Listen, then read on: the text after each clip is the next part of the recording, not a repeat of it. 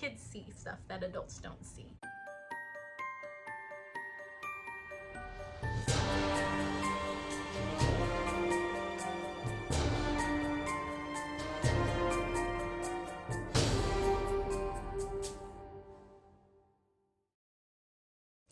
Hey y'all, if you're new here, I'm Upper Christine. Welcome to my channel. If you're not new here, hey boo, I see you coming back. We're taking the tone down for a little bit. It is currently 10:36 p.m. and I hate myself for filming this late at night, knowing that I'm a chicken in real life. As you can see from the title, I am going to be telling you a few of my subscribers' scary encounters. I thought it'd be fun to do because Halloween is in 3 days, so I thought I'd get you in the spooky spirit, you know? Stories that I tell today, I'm going to keep anonymous. Also, I have a few of my own I'm going to be telling you. I hate that I'm doing this at nighttime because I'm such a chicken. Like, it's not even funny how scary I am. One of my best friends is obsessed with scary movies, and we're constantly watching scary stuff together, and I act like I'm brave, but I'm not. Like, I'm scared. Like, I'm very scared. So y'all say a prayer. We're not speaking anything into existence. We don't want any friends from this encounter. We just want to have a little fun, okay? Okay, let's get started. I had some people send me in some stories that I'm just gonna read to you guys. Some of them I have encountered kind of the same thing, so we're gonna see what happens. One of them said that it's their house that they lived in, and I actually got this a second time too. Somebody said that it was the house that they lived in. Like, there was just something about the house, and that just resonated with me so much because I feel the exact same way about my grandma's old house. It's just crazy to think of all the things that happened before you lived at a house, you know what I mean? So the first story, again, we're keeping this anonymous. She messaged me and she said that it's the house that she lived in. So apparently in the house that she had bought, a young man had died in that house. He actually overdosed on heroin, and ever since, like, it was just, the house just gave her the spooks. Like, she just could not do it. She said there was a bunch of negative vibes, and she could just feel, like, when she got home, like, just anger and tension in the house, like, not even just from her but from like everybody. So apparently her relationship during that time in that house was just horrible, and they could not get along. All they did was argue, so she ended up getting a divorce. Well, it's come to find out the lady that lived there before she did had the exact same problems with her relationship, and they also ended in divorce. The house just gave her like these creepy vibes, and I totally get that because in my grandma's house, her old house, we don't live there anymore. She doesn't live there anymore. Something about the back room, like the back room in her house, it's a very big house and there's a room all the way in the back, and something about that room, every single couple that was stayed back there, whether it was her and my grandpa, my mom and my dad, my brother, and you know, his relationships that he had, every single time somebody was in that back room, they would just fight. They weren't even mad at each other. They didn't even have anything to be mad about, but they just felt when they went back to the room that they just felt angry. So I don't know, it creeps me out. I don't know, just things that happen in houses, and I've always wanted, I want to buy a house so bad, but at the same time, like, you don't know what happened in that house before you got there, you know what I mean?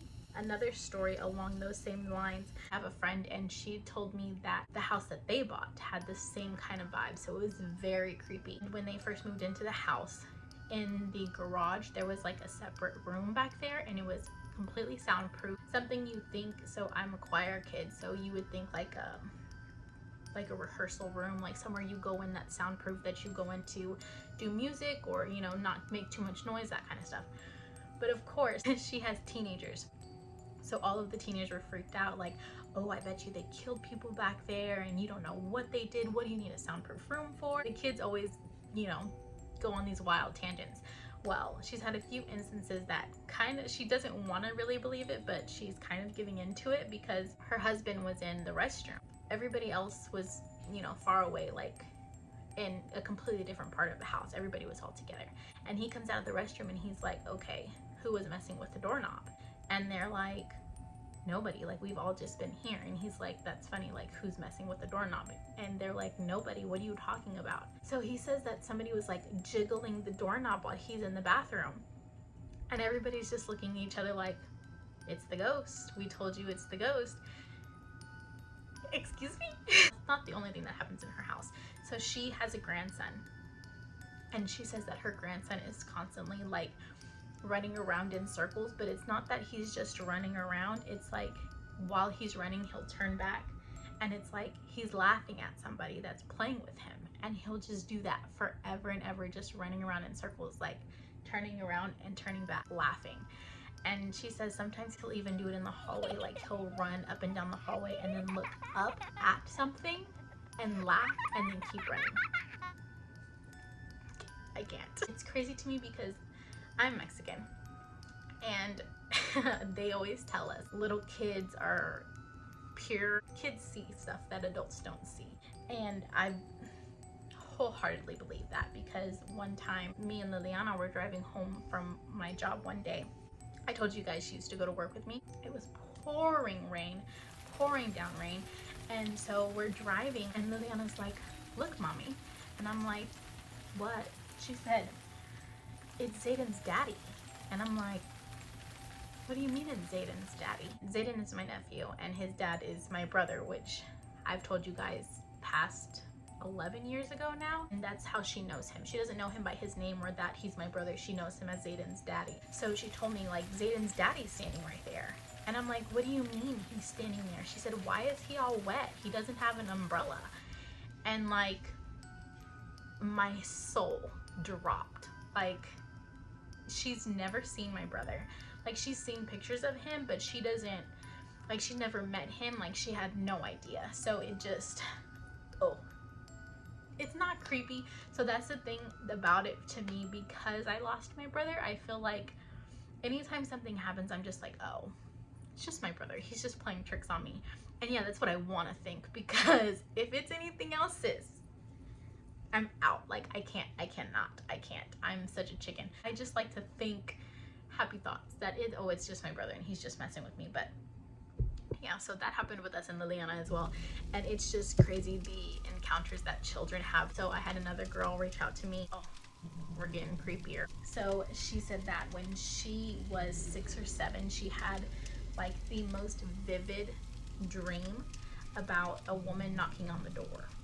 So she got up out of her bed, she opened the door, and it was a very old lady asking for somebody who didn't live there. So she told her, like, "They're not here." When she turned around to leave to close the door, the lady grabbed her.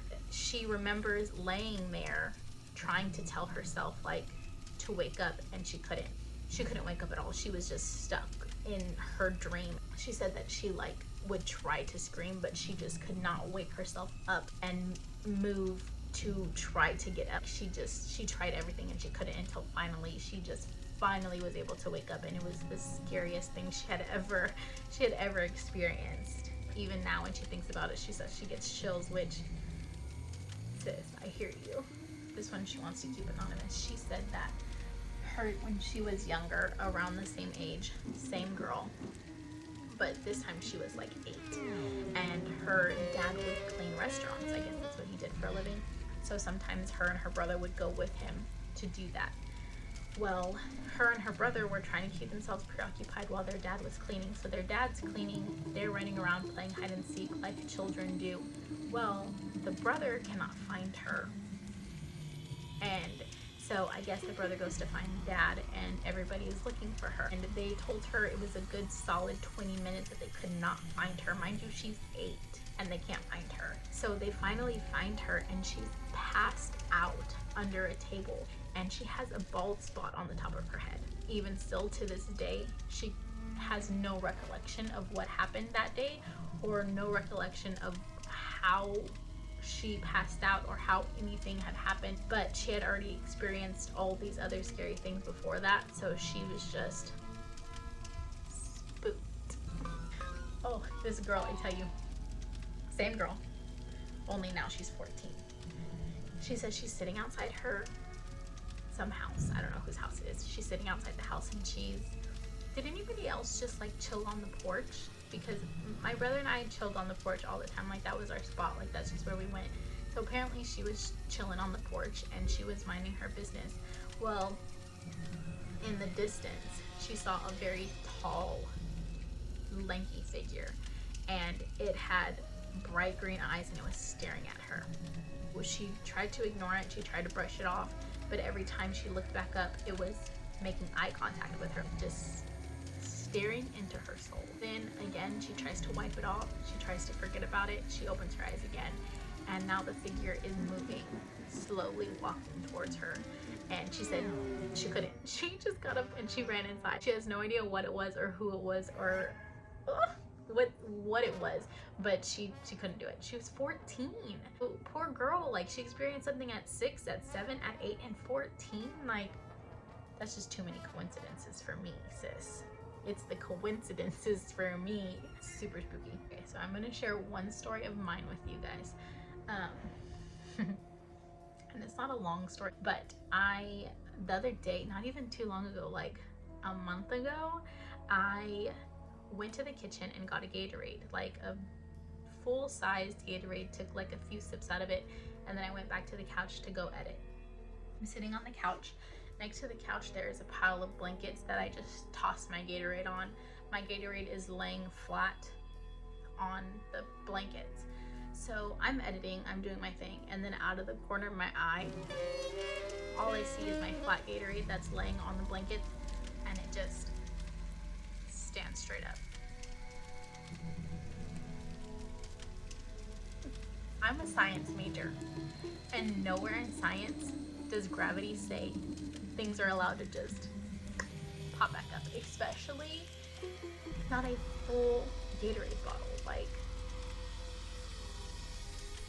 no, that's not okay.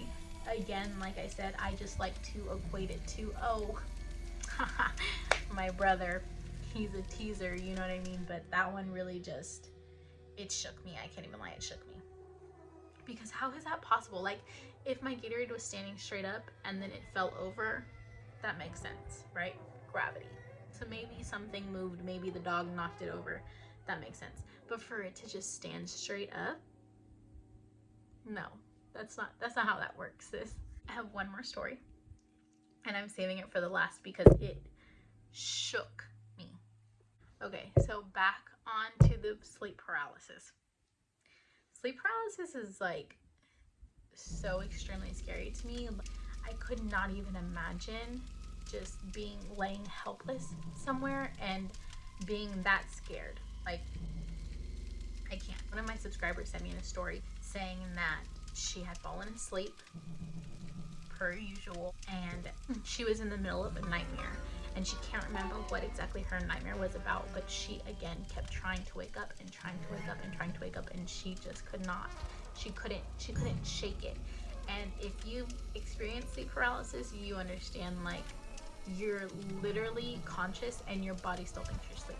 There's nothing you can do to wake yourself up. So then she started to feel like a heavy pressure on her chest, and it was getting harder for her to breathe. Again, she was trying to wake up, and she just could not wake up. She was having the hardest time breathing. She started to panic. Still, she couldn't wake up. Then all of a sudden, as she's trying to catch her breath, she feels something. She describes it as a force. She feels a force on her, and then all of a sudden, she is flung across the room, and her back hits the wall and falls onto the floor. She passes out. What do you mean? What do you mean you passed out? What happened? Who threw you? Like, who can just throw a whole ass human across the... I cannot. That's wild. So, those were the spooky stories I was sent. If you have any spooky encounters of your own, leave them down in the comment section down below. If you want to be anonymous, message me. I will keep you anonymous, and I will share your story on my Instagram. We don't want to believe in any of these things. If you encounter something crazy, acknowledge its presence. Say, I don't need any new friends. I don't want you to stay here. This is my space. I'm claiming my space. I don't know. Don't get too deep into it. I know I'm not. I'm too scared to believe that something's really happening. But happy Halloween. I hope you're staying safe. I hope you're not going trick-or-treating because masks, coronavirus. Stay home, do something fun, watch some scary movies, Let the kids trick or treat inside behind closed doors. Give them candy. Let them have a grand old time. Happy Halloween. I know it's a weird year. 2020 is a nightmare within itself, but we gotta stay strong. Thank you so much for coming. Thank you so much for watching. Don't forget to subscribe before you leave. The bell notification next to the subscribe button lets you know when I upload a new video, so you don't have to wait for me to post it on social media. If you do wait, or you don't know where the button is, or it's just not working, because that's a thing here on YouTube, don't worry. I will always let you know when my videos go live on my socials. These are my socials. This is where you can find me on the internet, and I'll see you in my next video. Bye.